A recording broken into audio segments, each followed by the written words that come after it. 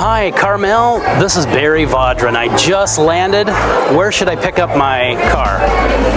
I'll be there in 5 minutes. Look forward to it. Thanks. Whenever most people cruise, a lot of times they take the transfers that the cruise line offers. My recommendation, particularly if you're flying into New York, is to call Carmel. It's a limo service that will pick you up in a Lincoln Town Car. How cool is that? And not only that, but it's cheaper than if you take the taxi.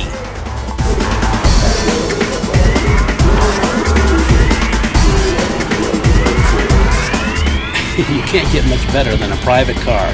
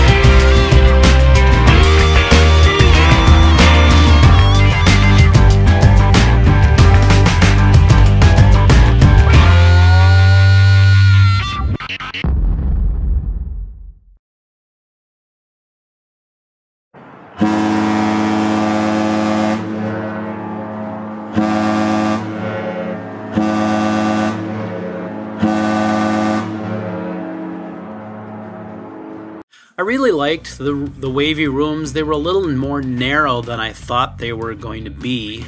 The linens were very comfortable, but the beds were a little too firm for my taste.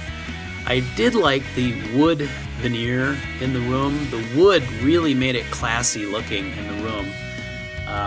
So I did like that. And with the wood so shiny like that, it kind of almost has a mirror effect, making the room a lot brighter.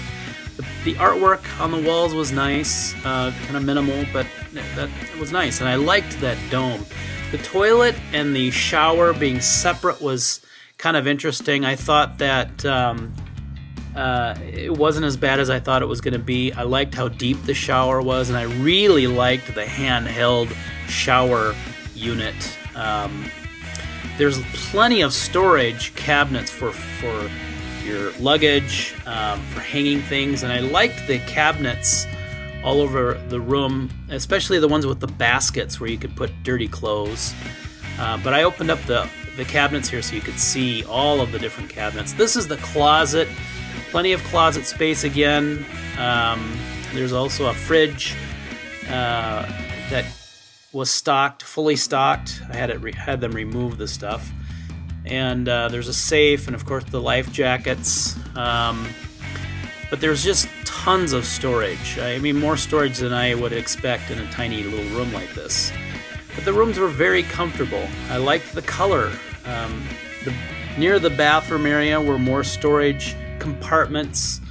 There was a big unit here for trash, kind of a tub for trash, and then here's the electrical outlet. Now there are actually 2 electrical outlets in the room. One by the sink here, and of course one over by the refrigerator. And so there was plenty of space, plenty of storage. It was a very comfortable room. I liked the storage near the bed, and the lighting by the bed was really cool. If you want to read in bed or whatever. And the room was comfortable. I enjoyed staying there. This is Barry with Cruising Authority, and we're aboard the Epic, and I'm talking with Paul. Paul, what is your full name? Paul Priestman, and I'm the designer based in London, and we designed the studio cabins on board of the Epic. You did. Now, there's been a lot of talk about those amazing little studio cabins. Yeah. Tell us how you came up with some of the ideas for that compact little stateroom. Yeah, well, we design interiors of aircraft mostly, and trains. And the owners of NCL saw our work and thought it'd be really good to try us on a ship. And what the brief to us was to try and attract the younger and maybe singles into a part of the ship which is traditionally very difficult to sell. So what are some of the secrets in these little cabins? I know you have some hidden compartments. Tell us about those. That's right. Well, they're small cabins, but they are really compact and very versatile. And the bed, for instance, is also your settee, your sofa. You've got really good storage. You've got a big TV. You've got a shower. You've got a bathroom, and it's just a very modern approach. It's got lots of color-changing lights, and it uses every trick to try and make it feel as big as possible. There's portholes onto the corridor to give you a feeling of sort of involvement with what's going on in the ship. Now, I haven't been down there yet and looked at it, but can you actually look out into the corridor through those windows? They're a frosted window, so you can't actually, no one can see in, but you can get the feeling of people moving past the room, the cabin. And then there's an exclusive use of the living room, which comes with the studio cabins. And this is a place where you can maybe go down in the morning, get a cup of coffee and a croissant or something. And the idea is to make it a little bit more communal. And almost like a dorm room from a college. It is a little bit. It's more luxurious than a dorm room. Absolutely. You've got all the bits and pieces in there. And it's a very high quality room. It's a first class small cabin. Now, I recall there are rooms like this in Japan. Did you take some ideas from those rooms? Yeah, there are the capsule hotels, which are very, very small rooms. But we've designed quite a few small hotels. We designed the original Yotel, which is now coming to New York, which is, again, a small room. But we designed first-class suites on aircraft for all of the big airlines. So that's where our skill comes from. Well, Paul, it really was a pleasure meeting you on the Norwegian Epic, and thank you for designing those wonderful those little mini suites. Thank you very much. If you could choose one element of innovation aboard the Norwegian Epic that you find particularly good, what would that be? I think it's entertainment. I think branded entertainment really is the next thing in cruise ship entertainment. As I've spent some time now on the ship seeing all the entertainment, it's sensory overload.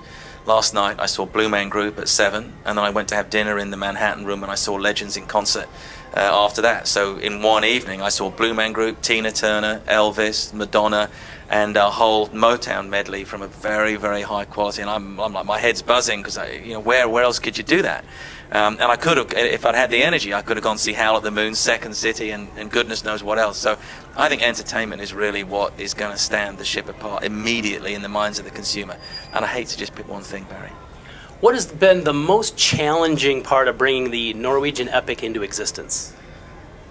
I think it's the first in a class, and so we're learning, the shipyard was learning, it's the first one they built, and we had a few challenges at the end in the shipyard. So I think getting the ship kind of last minute with a few little things that we needed to finish, it's been a challenge delivery, but the baby's here and doing well.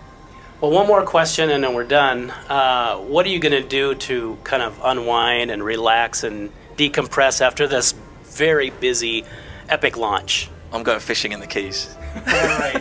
Hey, thanks a lot, Andy. It was great to talk to you again. It's a pleasure, Barry. Thanks very much. I cannot encourage you too much to go to cruisetalkshow.com, which is Barry's website, about his show, and you can also look him up on YouTube and see some of his segments there.